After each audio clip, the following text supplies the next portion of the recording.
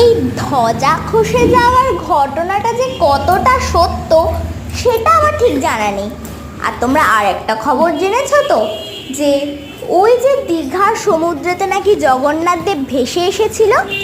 যাই হোক, আমি একটুখানি আঁকায় মন দিই।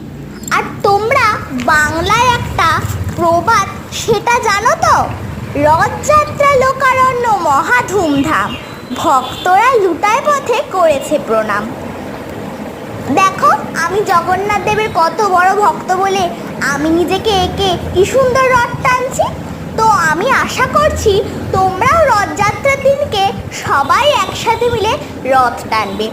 জানো তো, আমি ছোটবেলায় আমার দিম্মার কাছে শুনেছিলাম রথযাত্রার দিনকে জগন্নাথ দেবের রথ ধরে টানা নাকি খুবই পুণ্যের কাজ। তোমরা কিন্তু সবাই টানবে রথ।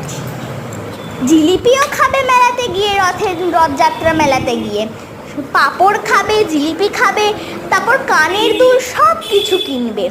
আমাদের তো এগুলো সবই হয়ে গেল, শুধু একটু আকাশটা বাকি।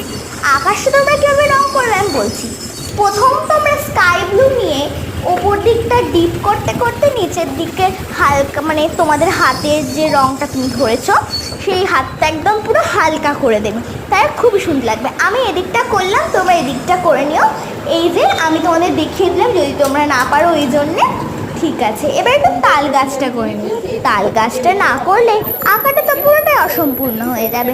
যাই হোক, এবার আমি একটু তাল গাছটা করে নিই।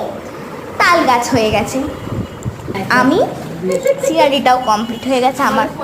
তোমরা এটা তোমাদের দেখে এটা কেমন লাগলো অবশ্যই কমেন্টে জানাও। তাই জোরসে বলো, জয় জগন্নাথের জয়। জগন্নাথের তোমার আমার তোমাদের পরিবারের সকলের যেন মঙ্গল করে। তাই বলো আর একবার, জয় জগন্নাথের জয়।